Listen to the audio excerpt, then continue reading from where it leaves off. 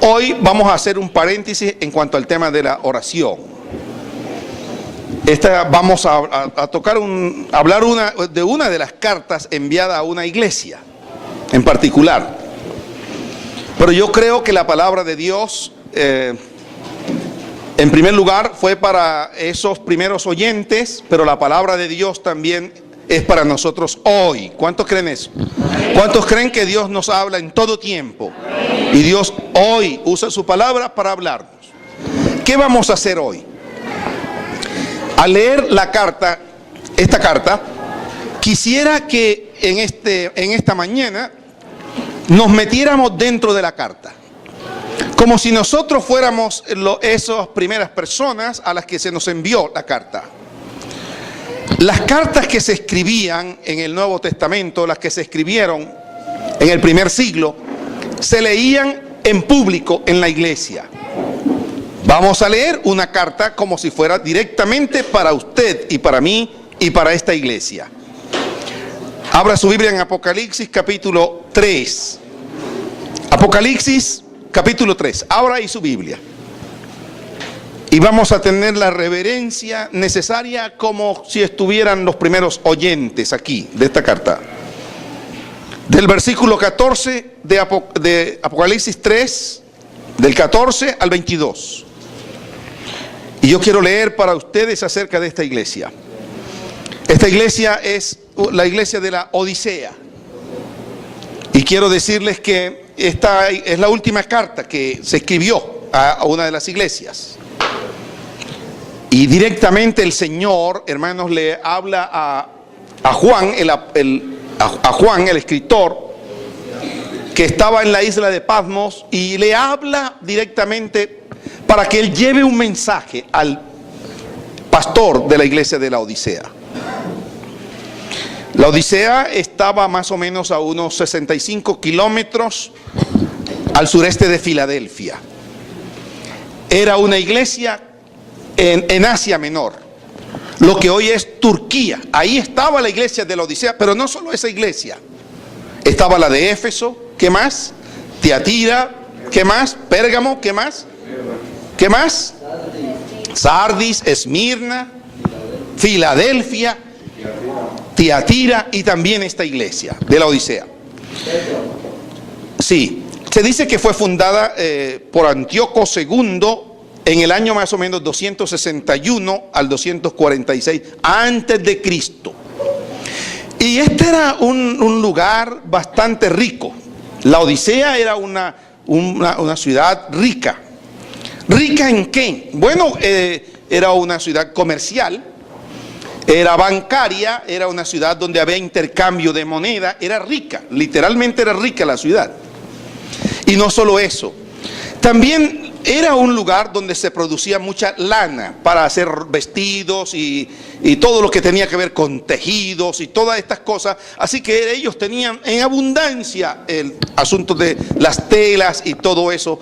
Pero también la historia dice que ahí había una escuela de medicina.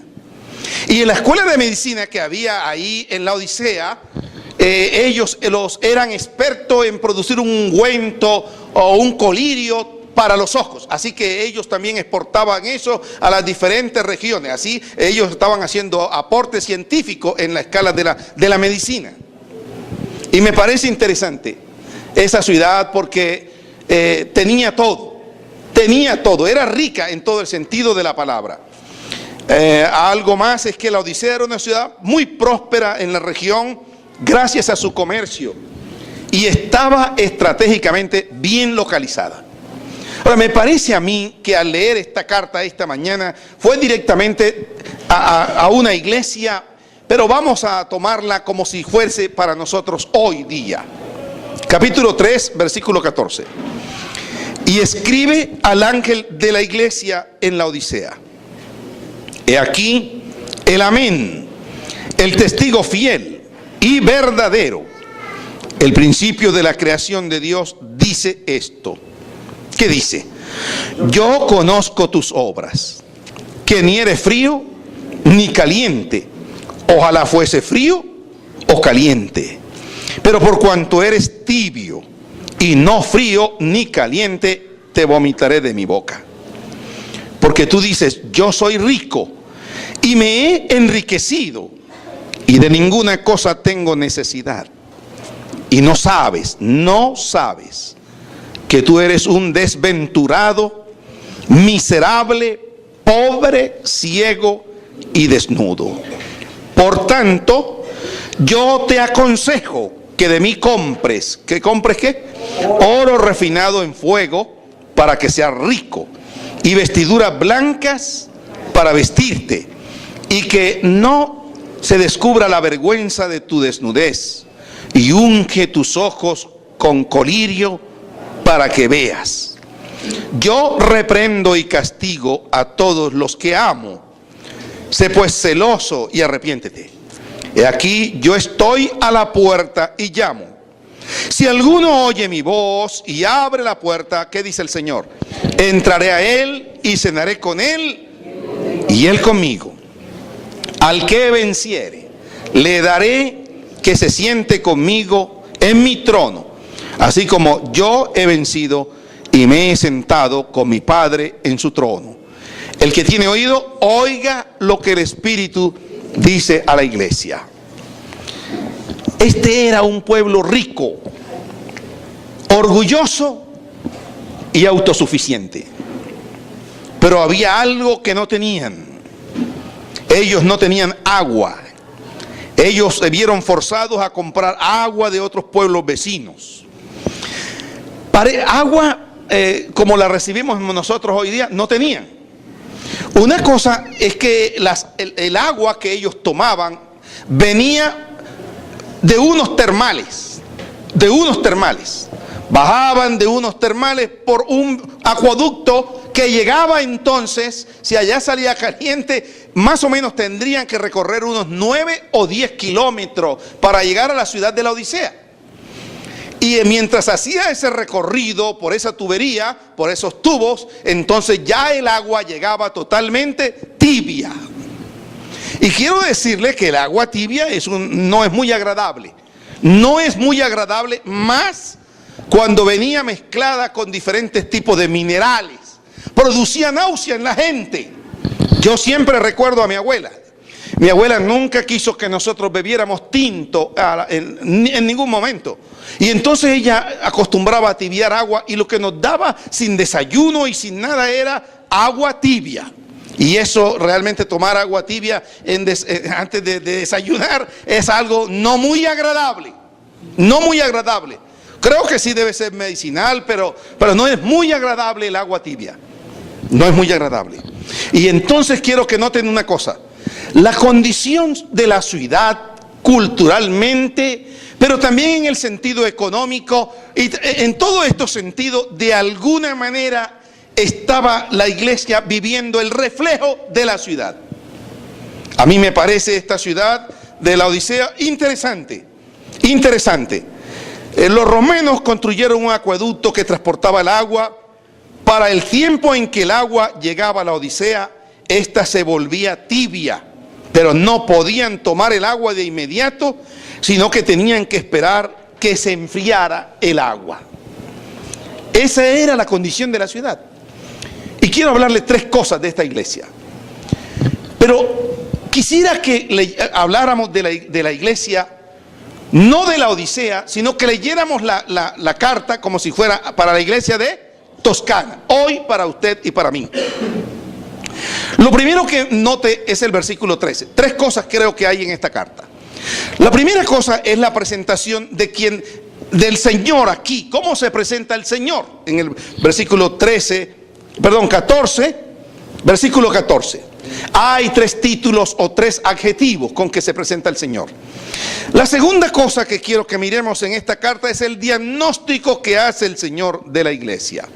Y por último, el consejo del Señor para la iglesia de la Odisea, pero también el consejo del Señor para nosotros. Creo que la palabra de Dios es relevante en todo tiempo, y especialmente en esta mañana. Ahora el Señor dice y escribe al ángel de la iglesia. El ángel de la iglesia es el mensajero que Dios ha puesto ahí en la iglesia. Era el pastor encargado de la iglesia, y el Señor dice: escríbele a él. y a esta iglesia.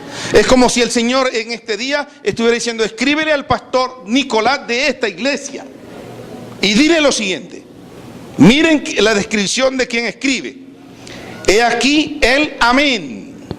¿Qué más? El testigo fiel y verdadero. El principio de la creación de Dios dice esto.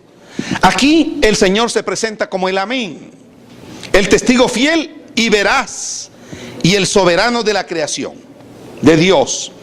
Estos títulos están entre los más fascinantes y profundos de esta carta. La designación de Cristo como el amén. Esa palabra que está allí, amén, procede de un verbo del hebreo, que es amán. Y amán es seguridad, certeza, confianza, estabilidad, lealtad.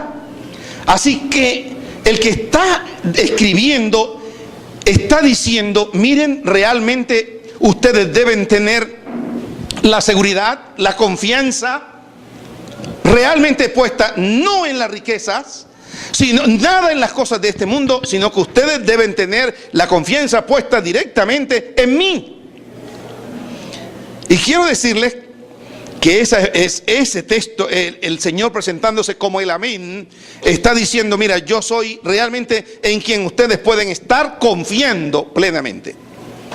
Y no solo eso, ahora en segundo lugar habla del testigo fiel y verdadero. Esto del testigo fiel, este segundo adjetivo que hay aquí, refuerza enfáticamente lo que él está diciendo del amén. Jesucristo es el testigo fiel y verdadero, totalmente confiable.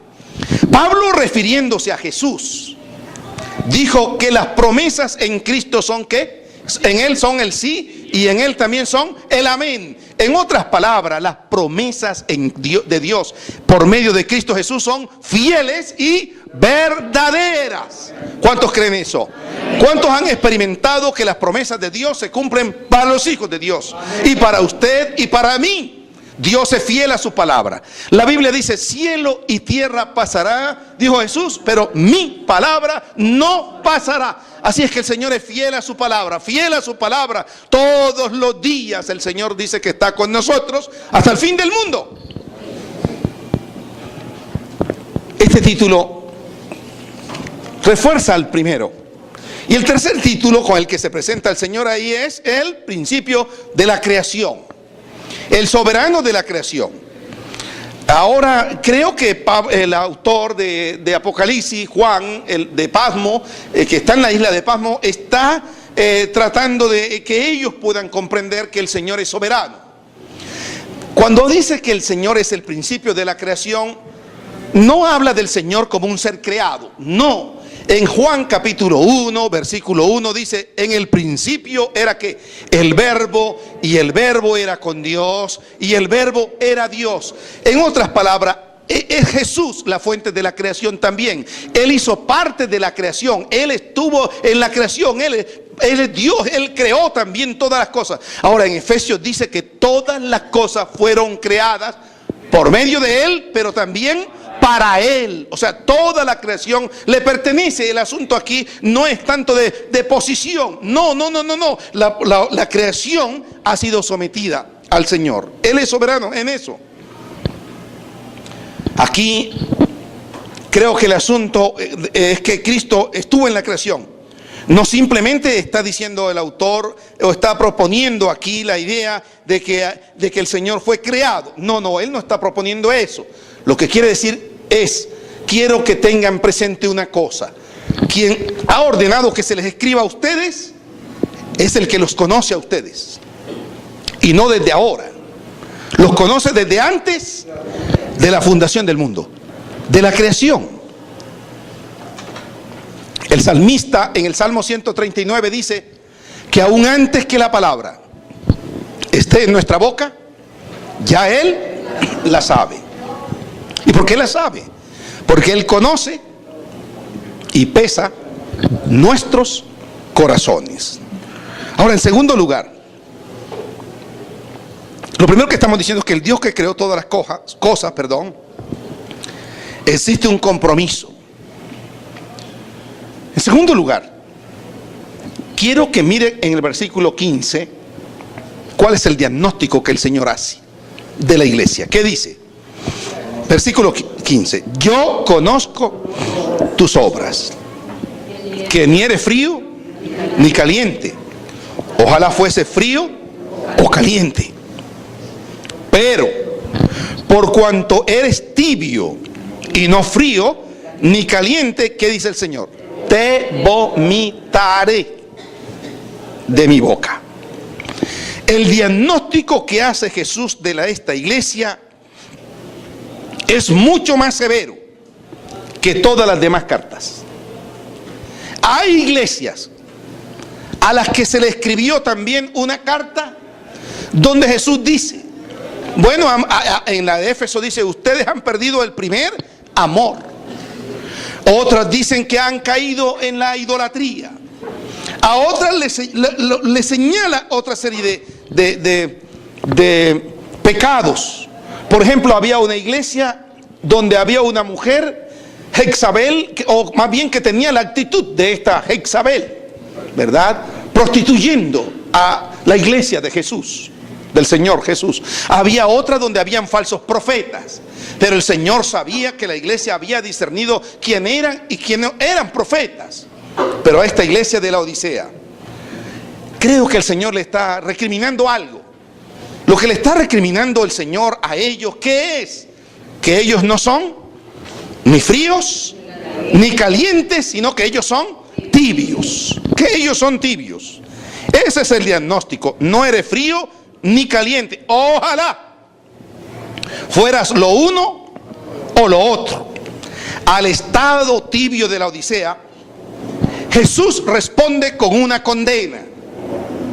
¿Cuál es la condena? Yo te vomitaré de mi boca. Pero quiero hacerles una pregunta. Si nosotros ordenáramos en los estados aquí del agua en el que se está hablando, bueno, está hablando de un estado frío, ¿qué más? Caliente y tibio. Uno dijera que el estado frío sería como el estado frío, malo. El mejor estado sería el caliente, si fuera por efervescencia. Caliente, el tibio sería un estado regular y el frío sería el peor estado, si estamos hablando de efervescencia. Pero aquí el tema no es ese. El tema aquí es que, en contraste, el pecado de esta iglesia en comparación con los otros es una tibieza. Y el Señor dice, ojalá fuera frío o caliente. Para el Señor es mejor que fuéramos fríos. ¿En qué sentido? No porque el Señor quiere que lleguemos a esa condición, sino porque el que es frío ya está totalmente definido. Pero el que es tibio no es chicha ni limonada. Como dijo el pastor Samuel una vez, es tilín tilín y poco de paleta. Y nada de paleta.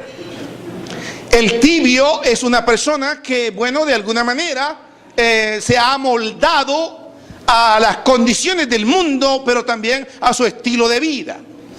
Quisiéramos que pensáramos en algo. Alguien en estos días me hizo una pregunta. ¿Qué cree usted que lleva a una persona a la tibieza espiritual? Les pregunto a ustedes, ¿qué lleva a una persona a la tibieza espiritual? ¿Por qué una persona pierde la efervescencia con el Señor? ¿Por qué llega a ese estado de tibieza espiritual? ¿Qué cosas creen ustedes que estarían afectando la vida de una persona tibia? Por un lado, dice usted, la pérdida de fe. ¿Qué más sería? ¿Qué más? Desánimo espiritual. ¿Qué más? Ahora es posible que alguien tibio venga a la iglesia y eso no es lo que garantiza de que su vida espiritual está en efervescencia. Eso puede ser mera apariencia de religiosidad. El tibio, creo yo, que ha caído en ese extremo por varias razones. Pero una de ellas es porque ha perdido el amor hacia el Señor. Y si ha perdido el amor hacia el Señor, sencillamente es porque ha perdido su relación con el Señor. El tibio es una persona que no tiene compromiso. El tibio es una persona que la Odisea nos los muestra, soberbio, indiferente, que cree estar bien, pero no está bien.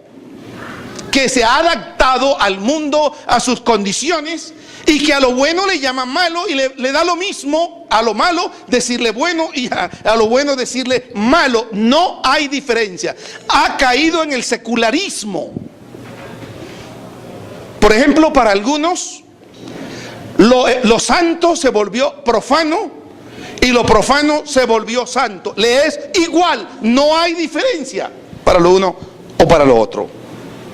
Ser tibio es pecado. Llama la atención que Jesús obviamente ve que lo tibio es peor que lo frío.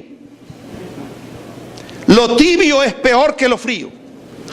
Nosotros hubiéramos pensado en una secuencia más lógica. Caliente es bueno, tibio es malo y frío es peor. Pero primero quiero que miren lo que el Señor dice. Yo conozco tus obras. El Señor conoce realmente cómo está tu condición y mi condición espiritual. El asunto es cuál es nuestra actitud hacia las cosas del Señor como cristianos. El Señor dice, ni eres lo uno ni eres lo otro, pero por cuanto eres tibio y no frío ni caliente, te vomitaré de mi boca. Verso 17, miren lo que sigue aquí y hace parte del diagnóstico. Porque tú dices, yo soy rico y me he enriquecido y de ninguna cosa tengo necesidad. Y no sabes que tú eres un desventurado, miserable, pobre, ciego y desnudo. Escuche eso. Escuche lo que está diciendo el Señor aquí. Pero tú dices, pero no sabes. Hay una gran diferencia entre lo que se dice y se sabe. Pero tú dices,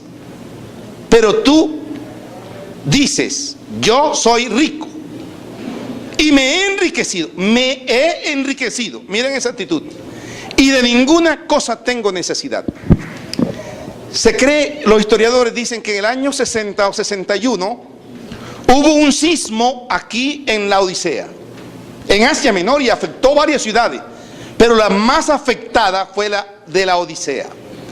Toda la ciudad prácticamente fue destruida. Mucha gente murió en ese sismo.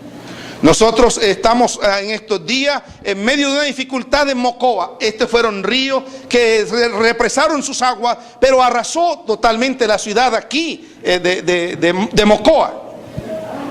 Y en estos días yo veía un par de ancianos que no querían salir de sus casas, que no sufrieron, no se inundaron, porque ellos colocaron especie de unas tablas ahí en las puertas para que el agua no entrara.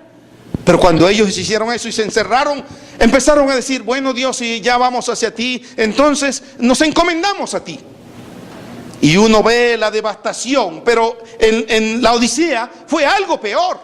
La ciudad fue destruida totalmente. Aquí en Colombia hemos tenido, por ejemplo, en el eje cafetero, todo lo que ocurrió en Armenia y quedó totalmente destruida la ciudad. Ahora hay una nueva ciudad en Armenia. En Armero también, una catástrofe del volcán entonces, y fue lodo que corría por las calles. Ahora aquí también hubo un sismo. En el Perú, en el Ecuador también hubo un sismo y murió mucha gente. Nosotros hemos sido testigos de eso. Pero ¿sabe qué pasó? El emperador romano de ese entonces, un Domiciano, dice la Biblia que era uno de los emperadores de ese tiempo. El Senado romano envió ayuda para reconstruir la ciudad. Tiatira recibió la ayuda, una ciudad vecina recibió la ayuda para reconstruir la ciudad. Pero ¿sabe qué dijo la ciudad de la Odisea? No tenemos necesidad de nada. Era rica. Los comerciantes y los ricos de ese entonces ayudaron a reconstruir la ciudad. Se creían autosuficientes. Las mismas características culturales de la gente y la idiosincrasia de la gente y del mundo se había infiltrado dentro de la iglesia. Dentro de esta iglesia también Jesús encuentra que hay algunos creyentes que se están considerando que no tienen necesidad de ninguna clase. Ya yo he conocido del Evangelio, he oído de Jesús, ¿qué más En estos días tuve la oportunidad de hablar con un profesor europeo y yo le preguntaba cómo es la iglesia en Europa y me dijo, mira, en algunas ciudades hay avivamiento, pero en otras la gente ha caído en una frialdad, en lo secular. La gente le llama a lo santo, le llama profano, a lo profano santo. La gente ha caído en una frialdad espiritual. Y el Señor dijo, tú dices, yo soy rico y me he enriquecido. Quiero decirle que el Señor señala en la vida de ellos la actitud como era la ciudad. Yo soy rico y me he enriquecido. Esa actitud es de una persona soberbia. Y no solo soberbia, autosuficiente, que no necesita de nadie. ¿Sabe qué dice la Escritura? El Señor dice, separado de mí, nada pueden ustedes hacer, o nada podemos hacer. Cada día nosotros debemos considerarnos pobres espiritualmente, y alguien pobre espiritualmente es que necesita depender del Señor día tras día. Todos los días necesitamos de la misericordia del Señor, necesitamos de la gracia de Dios. ¿Cuántos creen eso, que necesitamos de la gracia y la misericordia de Dios? Dígale que está a su lado, tú necesitas de la gracia y de la misericordia de Dios. Ahora dicen, yo soy rico y me he enriquecido y de ninguna cosa tengo necesidad. Y no sabes. Hay una gran diferencia entre lo que dicen y entre lo que saben. Y no sabes. No sabes. Los argumentos aquí, miren cómo se desarrollan. El Señor le responde con 3 calificativos a ellos. ¿Cuáles son los calificativos?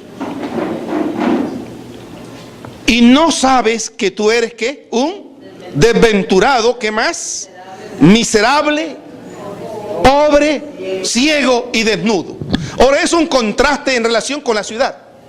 ¿Cómo era la ciudad? Eran ricos, tenían suficiente lana para sus tejidos, pero también producían un colirio que era exportado a otros lugares, a otras regiones. Quiero decirles que esta ciudad donde vivimos es una ciudad rica. Para mí, esta debiera ser la capital de este país. En estos días, los jóvenes de una universidad, creo que la Universidad de Yafit, tienen un proyecto de un carro eléctrico, o sea, para contaminar menos la ciudad. Pero no solo eso, en esta ciudad el metro y toda la tecnología que se desarrolla en ella, cada niño en su clase, en su pupitre tiene una tablet, cada niño, esta es una ciudad próspera en todo el sentido de la palabra. Es tanto que llega gente de otros países, de Europa, llega gente de diferentes lugares a ver cómo es que es esta ciudad. Esta ciudad también es rica en tejido, es rica ¿en qué? No, en cuanto a los tejidos, textiles. Hay fábricas de textiles. Hay gente aún de la iglesia que cose o hace ropa para terceros, ¿verdad? Esta es una ciudad rica también en ese sentido. Intelectualmente también hay buenas escuelas de medicina aquí. Aquí se ha hecho diferentes trasplantes. Bueno, es una ciudad también rica. Pero quiero decirles también que cada día esta ciudad, como esta iglesia, necesita del Señor Jesucristo. Necesitamos de su misericordia. Ahora dice el Señor, mira los calificativos. Eres un desventurado. ¿Qué quiere decir esa palabra? Desventurado. No, infeliz. Si bienaventurado es feliz, dichoso, afortunado. Desventurado es desafortunado. Eres un infeliz, desafortunado. Ahora el Señor le está escribiendo a usted y me está escribiendo a mí también. Suena fuerte, pero eso es lo que dice el Señor de su iglesia. Tú eres un desventurado, miserable. Ahora dice, míralo, el contraste. Tú dices que eres rico, pero realmente eres pobre. Pobre. Ahora eran ricos en cuanto a lo comercial, a la moneda, a lo que tenían. Pero eran pobres en cuanto a su dependencia del Señor. Y no solamente eso, no solamente que eran pobres, sino que eran también ciegos espiritualmente. Había una escuela de medicina donde se producía un ungüento o un colirio para los ojos, pero ellos eran ciegos. Y no solo eso, desnudos. Se producía lana, pero ellos espiritualmente estaban desnudos delante del Señor. El Señor le dice, no te das cuenta, pero yo sí me doy cuenta de tu conducta. Tan fácil, hermanos, es engañarnos a nosotros mismos y tan imposible engañarlo al Señor. La tibia tranquilidad de la Odisea se basaba precisamente en su ignorancia. Cristo les dice enfáticamente, no saben qué eres tú, no sabes. ¿Quién es desgraciado siendo mendigo? Se creían millonarios, pero por eso también están en la peor condición espiritual. Les pregunto a ustedes, ¿qué cosas producen tibieza en un creyente? Ya han dicho algunas, ¿verdad? Pero ¿qué cosas producen indiferencia hacia el Señor? Porque estos creyentes eran indiferentes. Pero no solo indiferentes, eran orgullosos, arrogantes. Creían tenerlo todo, pero no tenían nada. Eran soberbios. ¿Cómo puede uno caer en la soberbia? ¿Cómo puede uno caer? Creer que no hay necesidad de ir a la iglesia porque en la casa leen la Biblia. Sí, cuando la Biblia dice, no dejes de congregarte. Superioridad. Una superioridad sobre los demás. Ahora, pero vuelvo y digo, creerse superior a los demás.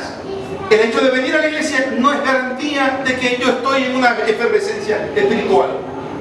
Porque es posible que eso, de alguna manera sea mera apariencia religiosa. Pero el Señor también quiere un verdadero compromiso con Él, con el Señor, con su obra, con su palabra. La falta de temor al Señor. La falta de temor al Señor lleva a uno a la tibieza también.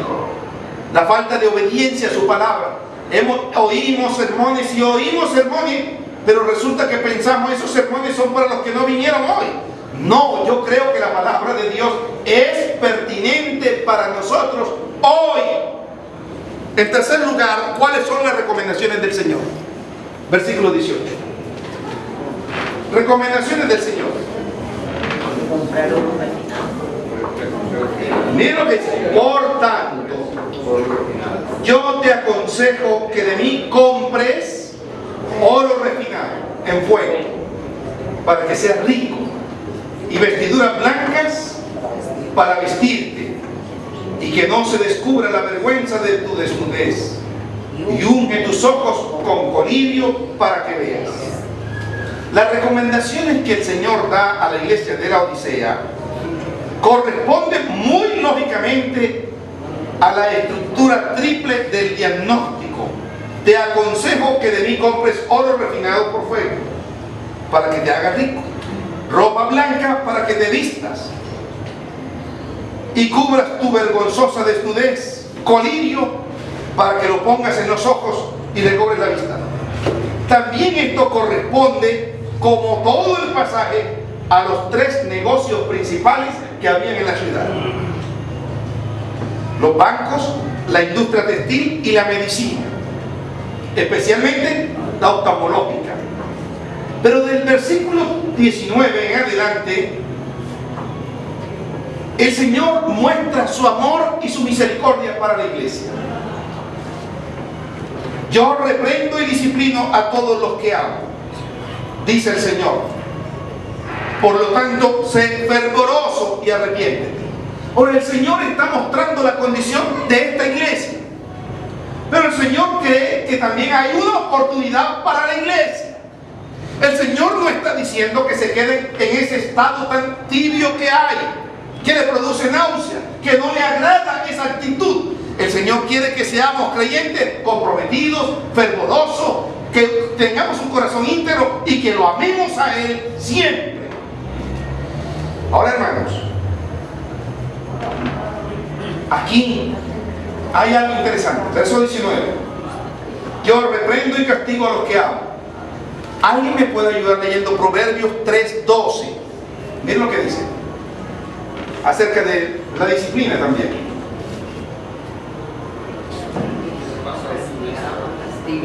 Mira lo que dice. Porque Jehová al que ama castiga, como el padre al hijo a quien quiere. Lo que el Señor está amonestando a la iglesia ahora es arrepentirse, a cambiar la actitud, a cambiar la actitud. Pero también que podamos entender que la amonestación del Señor es para nosotros parte de su amor y de su cuidado para nuestra vida.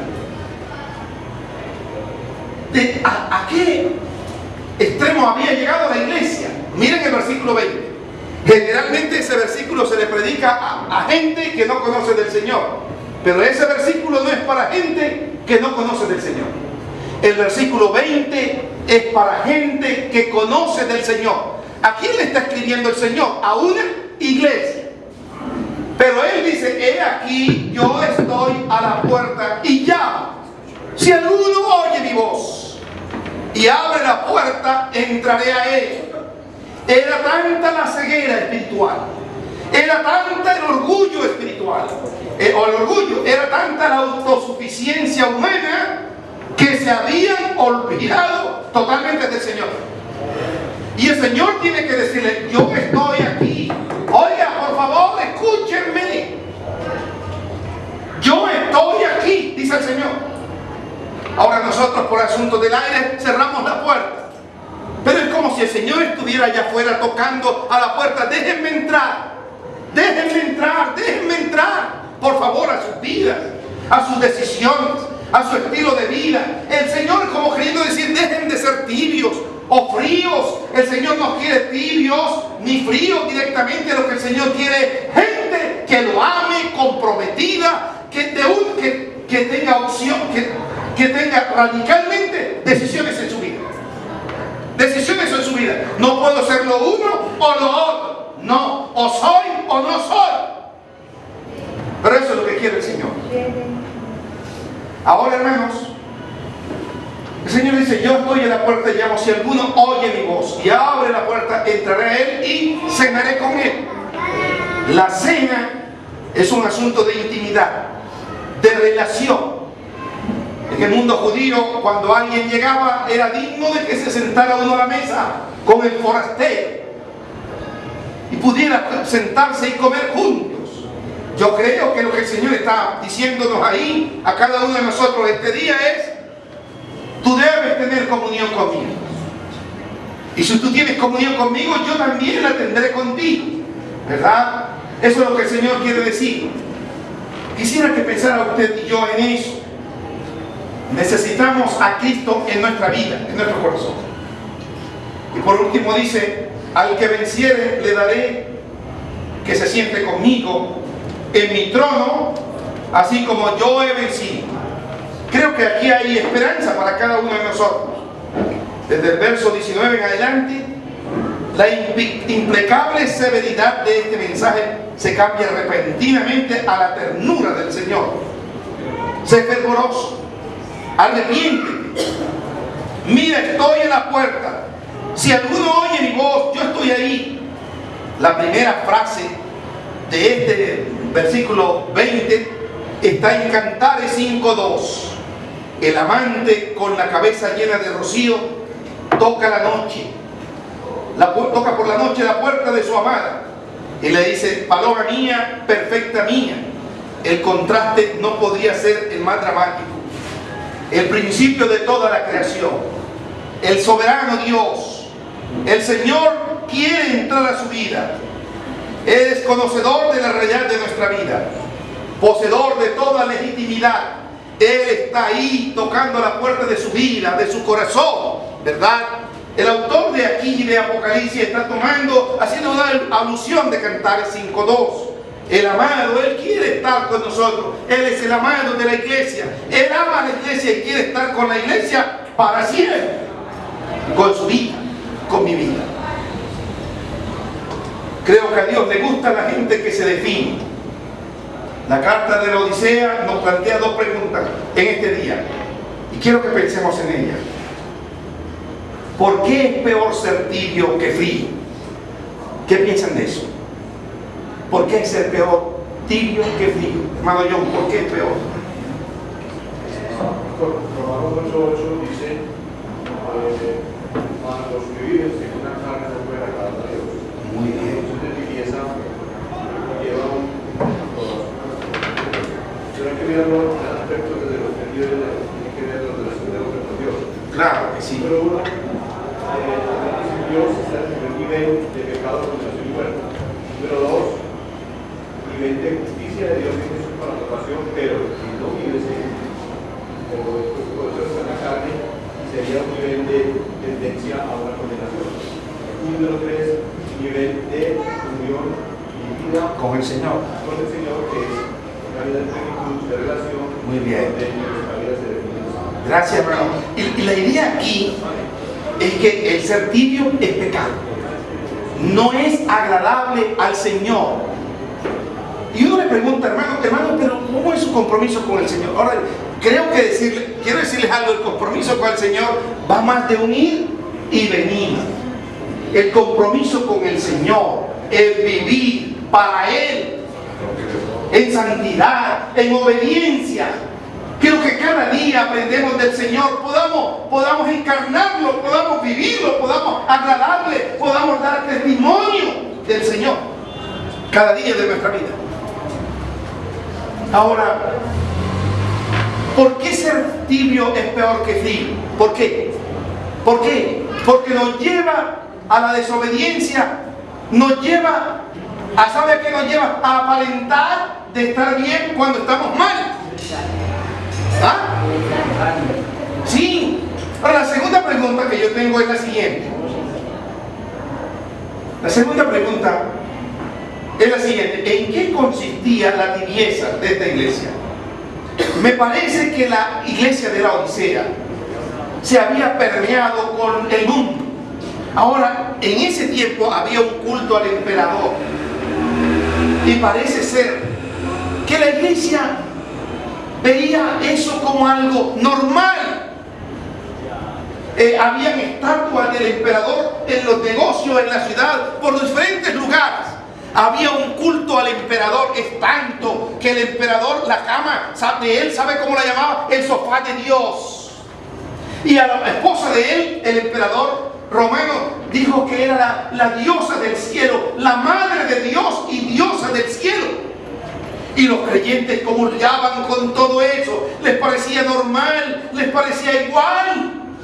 Pero yo quiero decirle que la Biblia dice que el que se hace amigo del mundo se constituye en enemigo de Dios. ¿Vivimos para el Señor o no vivimos? El Señor quiere que esta iglesia y que nosotros vivamos en santidad. ¿Sabe que la vida cristiana se nos ha vuelto mera religiosidad, mera religiosidad, mera religiosidad? La vida cristiana es más que mera religiosidad. La vida cristiana es Cristo viviendo plenamente en usted y en mí. Y cada día necesitamos del Señor. ¿Cuántos creen que necesitamos del Señor? Y esto quiere decir que la postura tibia de ellos les da asco. Cristo preferiría que ellos fueran calientes o fríos antes que tibios. Hoy día también, hermanos, muchos cristianos pretenden refugiarse en la neutralidad. Su actitud es la del político que dijo: yo no estoy a favor ni en contra, sino todo lo contrario. Quien se encuentra con Cristo se halla frente a una opción radical que no permite neutralidad. ¿Se acuerdan de Josué? ¿Se acuerdan? Josué 24:15, que dijo Josué: escogeos hoy a quien sirváis, pero yo y mi casa serviremos al Señor. Esas son decisiones radicales. Yo y mi casa serviremos al Señor. ¿Se acuerdan del profeta Elías? ¿Se acuerdan del profeta Elías en el monte Carmelo cuando desafió a los profetas de Baal? ¿Se acuerdan? Él estaba seguro quién era Dios. Creo que usted y yo necesitamos estar seguros en quién hemos creído. Él es todopoderoso. Él es el Señor. Así que me parece a mí que con el Señor no hay neutralidad. Y el camino de la cruz no es un camino atrayente. El Evangelio no es atrayente, por muy atrayente que hoy día quisiéramos hacerlo ver. ¿Sabe cuál es el camino de la cruz? Jesús que dijo, el que quiera seguir en pos de mí, niéguese a sí mismo, tome su cruz y siga. Así que el camino de la cruz es un camino de sacrificio, de obediencia, pero ¿sabe? Vale la pena morir en Cristo, porque el que muere en Cristo, eso le es ganancia, como dijo Pablo. ¿A qué le animo yo, hermanos? Les animo a que vivamos en integridad. Les animo a que vivamos en santidad. No podemos ser fríos, ni tampoco tibios. Pero lo peor es ser tibio, porque ya hemos dicho que el frío está definido. Lo que la Biblia dice que nosotros debemos ser es fervorosos. ¿Y cómo es un creyente fervoroso? Un creyente fervoroso es un creyente comprometido, obediente, es un creyente que obedece al Señor y a su palabra y vive como para el Señor.